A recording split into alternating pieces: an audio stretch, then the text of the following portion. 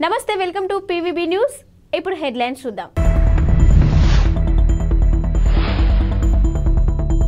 తెలుగు రాష్ట్రాల్లో ఘనంగా ముక్కోటి ఏకాదశి వేడుకలు. చంద్రబాబు నివాసంలో చండీ యాగం, సుదర్శన హోమం. స్టేజ్ ఎక్కుతూ కింద పడిన గవర్నర్ తమిళిసై సౌందరరాజన్. నేడు వైకుంఠ ఏకాదశి కావడంతో తెలుగు రాష్ట్రాల్లోని ఆలయాలు భక్తులతో కిక్కిరిసిపోయాయి. తెల్లవారుజాము నుంచే భక్తులు ఆలయాలకు పోటెత్తారు. ఇక ముక్కోటి ఏకాదశిగా పిలిచే ఈ రోజున ముక్కోటి దేవతలు భూలోకానికి వచ్చి శ్రీ మహావిష్ణును పూజిస్తారని పురాణాలు ఘోషిస్తున్నాయి. అంతేకాదు, ఈ రోజున ఆలయాల్లో ఉత్తర ద్వారం ద్వారా స్వామిని దర్శిస్తే పుణ్యం వస్తుందని భక్తుల విశ్వాసం. ఈ తెల్లవారుజామున నుంచే 1:45 వైకుంఠ ద్వారాలు తెరుచుకున్నాయి. ఇక తిరుమల శ్రీవారిని వైకుంఠ ద్వారం గుండా దర్శించుకునేందుకు సుప్రీంకోర్టు మాజీ CJI justice NV Ramana, high court న్యాయమూర్తి justice Ravindrababu, justice Hima Kohli, justice LL Bhatti, justice Shyam Sundar, justice Tarala Rajasekhar, Karnataka governor Thawar Chand Gehlot, AP మంత్రులు పెద్దిరెడ్డి నారాయణస్వామి, ఉషా శ్రీచరణ్, మెరుగు నాగార్జున, చెల్లుబోయిన అంబటి రాంబాబు, కారుమూరి గుడివాడ అమర్నాథ్, రోజా, ఎంపీలు ప్రభాకర్ రెడ్డి, రఘురామకృష్ణరాజు, సీఎం రమేష్, ఇక డిప్యూటీ స్పీకర్ వీరభద్రస్వామి, టీడీపీ నేత అచ్చెన్నాయుడు వంటి ప్రముఖులు తిరుమలకు తరలివచ్చారు. తెలంగాణలోని ప్రముఖ పుణ్యక్షేత్రమైన యాదాద్రి లక్ష్మీ నరసింహస్వామి విష్ణుమూర్తి రూపంలో భక్తులకు ఉత్తర రాజగోపురం వద్ద దర్శనమిచ్చారు. ఇక్కడ జరుగుతున్న వైకుంఠ ఏకాదశి వేడుకల్లో మంత్రి తుమ్మల నాగేశ్వరరావు, ప్రభుత్వ విప్, ఆలేరు ఎమ్మెల్యే బీర్ల ఐలేయ, ఇక కుటుంబ సభ్యులు తదితరులు పాల్గొన్నారు. టీడీపీ అధినేత చంద్రబాబు నాయుడు ఉండవల్లిలోని తన నివాసంలో ఇవాళ చండీ యాగం, సుదర్శన నారసింహ హోమం నిర్వహించారు. ఇక చంద్రబాబు, నారా భువనేశ్వరి దంపతులు కలిసి ఈ క్రతువుల్లో పాల్గొన్నారు. ఈ కార్యక్రమంలో టీడీపీ నేతలు దేవినేని ఉమా, ధూళిపాళ్ల నరేంద్ర కుమార్, కొల్లు రవీంద్ర, బోండా ఉమా, నారాయణ, కన్నా లక్ష్మీనారాయణ తదితరులు కూడా పాల్గొన్నారు. ఇక ఏపీలోని మరికొన్ని నెలల్లో ఎన్నికలు రానుండడం, ఇటీవల చంద్రబాబు జైలు నుంచి విడుదల కావడం, నారా లోకేష్ యువగలం విజయవంతంగా ముగియడం తదితర పరిణామాల నేపథ్యంలో చంద్రబాబు ఇంట హోమాలు నిర్వహించడం ప్రాధాన్యత సంతరించుకుంది. దీనికి సంబంధించిన ఫోటోలను తెలుగుదేశం పార్టీ సోషల్ మీడియాలో పంచుకుంది. తెలంగాణ గవర్నర్ తమిళిసై సౌందరరాజన్ శుక్రవారం హైదరాబాద్ జేఎన్టీయూలోని జరిగిన పూర్వ విద్యార్థుల సమ్మేళనానికి ముఖ్య అతిథిగా హాజరయ్యారు. ఈ కార్యక్రమంలో గవర్నర్ వేదిక పైకి వెళ్తూ ఉండగా మెట్లు ఎక్కుతూ ఒక్కసారిగా కింద పడిపోయారు. అయితే 2 చేతులు కిందకు పెట్టడంతో ఆమెకు పెద్దగా దెబ్బలు తగలలేదు. వెంటనే గవర్నర్ వెనుక ఉన్న భద్రతా సిబ్బంది స్పందించి గవర్నర్ను పైకి లేపారు. ఇక దీనికి సంబంధించిన వీడియో సోషల్ మీడియాలో వైరల్ అయింది. ఉత్తరప్రదేశ్లోని నోయిడాలో ఉన్న ఓ ఆఫీస్ బిల్డింగ్లో లిఫ్ట్ ప్రమాదం చోటు చేసుకుంది. ఇక బిల్డింగ్లోని లిఫ్ట్లో 8వ అంతస్తు నుంచి ఒక్కసారిగా కింద పడింది. అయితే దీంతో అందులో ఉన్న 9 మందికి తీవ్ర గాయాలయ్యాయి. 5గురిని ఐసీయూలో చేర్చి చికిత్స అందిస్తున్నారు. నోయిడా పోలీసులు తెలిపిన వివరాల ప్రకారం సెక్టార్ 125లోని రివర్ సైడ్ టవర్ బిల్డింగ్లో శుక్రవారం సాయంత్రం ఈ ప్రమాదం జరిగింది. ఈ బిల్డింగ్లోని 8వ ఫ్లోర్లో ఎరాస్మిత్ టెక్నాలజీస్ అనే ఐటీ కంపెనీ ఉంది. అందులో పనిచేస్తున్న 9 మంది ఉద్యోగులు ఆఫీస్లో డ్యూటీ ముగించుకొని కిందకు దిగేందుకు లిఫ్ట్లోకి ఎక్కారు. అయితే 8వ అంతస్తు నుంచి లిఫ్ట్ ఒక్కసారిగా కింద పడింది. దీంతో కొందరికి కాళ్లు విరగ్గా, మరికొందరికి చేతులు విరిగాయని, ఇంకొందరికి ఇతరత్ర గాయాలయ్యాయని పోలీసులు వివరించారు.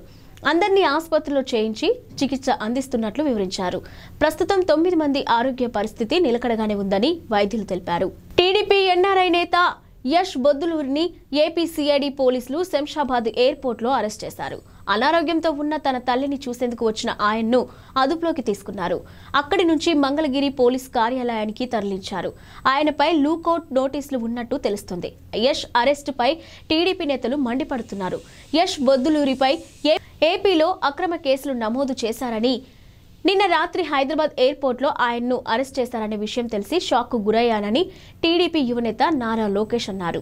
క్రూరమైన ఈ ప్రభుత్వం అరెస్టులు, నిర్బంధాలతో ప్రశ్నించే గొంతులను అణచివేయాలనుకుంటుందని మండిపడ్డారు. ఒక టెర్రరిస్టు మాదిరి ఆయన్ను అరెస్ట్ చేయడం దారుణమని అన్నారు. యష్కి న్యాయం జరిగేంత వరకు విశ్రమించబోమని చెప్పారు. వైసీపీకి చివరి రోజులు దగ్గర పడ్డాయని పేర్కొన్నారు.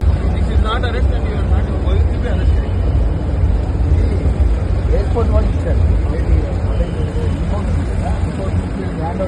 ఆ లుక్అవుట్ మనం చూడొచ్చా అండి? ఆ లుక్అవుట్ మనం చూడొచ్చా? మహిళా ప్రయాణికులకు ఉచిత ప్రయాణ సౌకర్యాన్ని కల్పిస్తున్న టీఎస్ఆర్టీసీకి కీలక విజ్ఞప్తి చేసింది. అయితే తక్కువ దూరం ప్రయాణించే మహిళలు పల్లె వెలుగు బస్సులు ఎక్కాలని కోరింది. తక్కువ దూరం ప్రయాణించే వారు ఎక్కువగా ఎక్స్ప్రెస్లు ఎక్కుతున్నట్లు యాజమాన్యం దృష్టికి వచ్చిందని, ఇక పర్యవసనంగా ఎక్కువ దూరం వెళ్లే ప్రయాణికులు ఇబ్బందులు పడుతున్నారని టీఎస్ఆర్టీసీ ఎండీ సజ్జనార్ తెలిపారు. ఈ సమస్యను అధిగమించేందుకు తక్కువ దూరం ప్రయాణించే మహిళలు పల్లె వెలుగు బస్సులను మాత్రమే ఎక్కాలని ఆయన విజ్ఞప్తి చేశారు.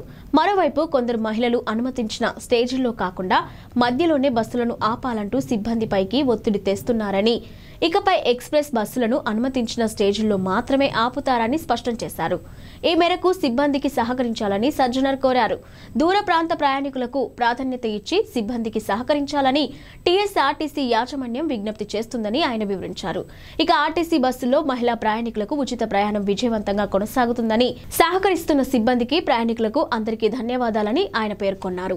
ఈ నెల 9వ తారీఖు నుంచి రాష్ట్ర ప్రభుత్వం చేపట్టిన మహాలక్ష్మి ఉచిత ప్రయాణం మహిళలకి, ఆడపిల్లలకి, అదేవిధంగా థర్డ్ జెండర్కి టీఎస్ఆర్టీసీ యాజమాన్యం చాలా సక్సెస్ఫుల్గా ఇంప్లిమెంట్ చేయడం జరుగుతుంది. చాలా చోట్ల అనూహ్య స్పందన వచ్చింది. రికార్డ్ స్థాయిలో ప్రయాణికులు మా బస్సులో ప్రయాణం చేయడం జరుగుతుంది. బట్ ఈ ఒక పథకం ఇంప్లిమెంట్ చేయడంలో యాజమాన్యానికి, ముఖ్యంగా మన సిబ్బంది కూడా కొన్ని సమస్యలు తెలియెత్తుతున్నావు.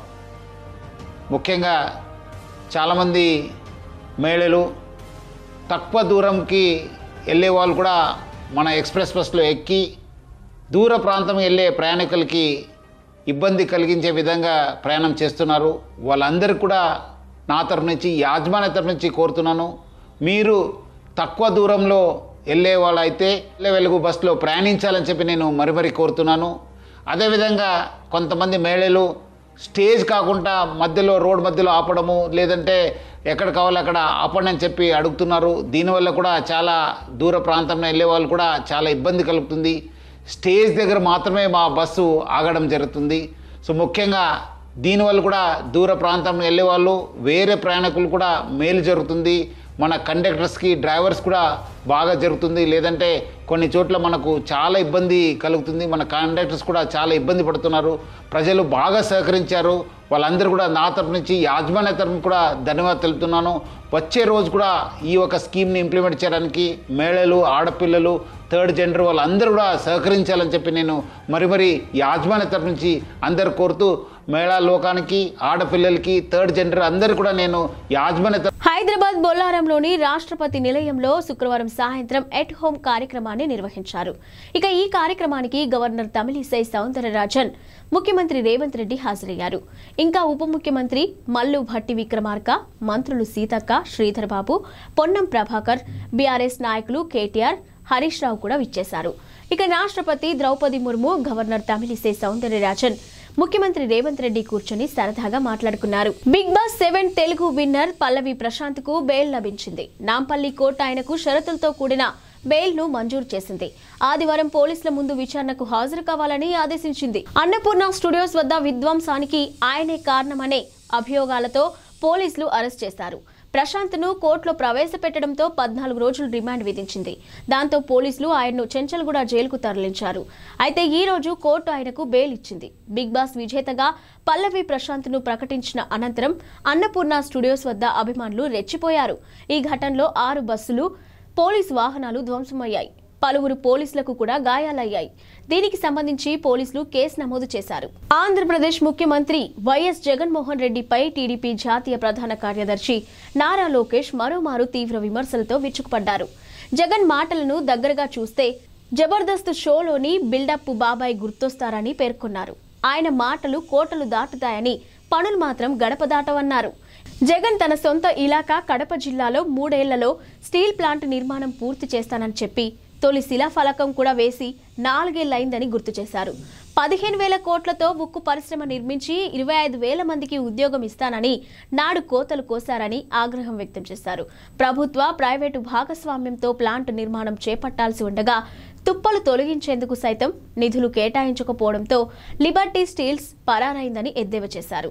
దీంతో జేఎస్డబ్ల్యూ అనే మరో కంపెనీ బతిమాలుకొని ఏడాది క్రితం మరోమారు జగన్ శంకుస్థాపన చేశారని గుర్తు చేశారు. ఇక మరో 3 నెలల్లో పదవీకాలం పూర్తి కానుస్తున్న కడప స్టీల్ ప్లాంట్ పనులు అంగుళం కూడా ముందుకు సాగలేదన్నారు. పులివెందులలో రోడ్ల నిర్మాణానికి బిల్లులు ఇవ్వకపోవడంతో కంకరపర్చి తారు వేయకుండా కాంట్రాక్టర్ పరారయ్యాడని పేర్కొన్నారు.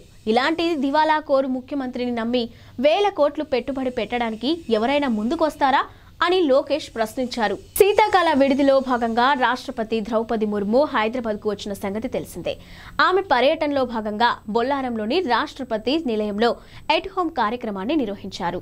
ఈ కార్యక్రమానికి మాజీ మంత్రులు కేటీఆర్, హరీష్ రావులు కూడా హాజరయ్యారు. వీరిద్దరూ తెలంగాణ భవన్ నుంచి ఒకే కారులో రాష్ట్రపతి నిలయంకు వెళ్లారు. ఇక కేటీఆర్ కారును డ్రైవ్ చేయగా హరీష్ రావు పక్క సీట్లో కూర్చున్నారు.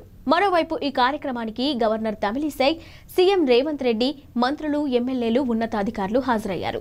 బీఆర్ఎస్ పార్టీ ఎమ్మెల్యేలకు కూడా ఆహ్వానాలు అందాయి. దీంతో కేటీఆర్, హరీష్ రావులు ఎట్ హోమ్ కార్యక్రమానికి వెళ్లారు. ఒకే కారులో బామర్దులు ఇద్దరు వెళ్లిన ఫోటోను హరీష్ రావు ట్విట్టర్లో షేర్ చేశారు.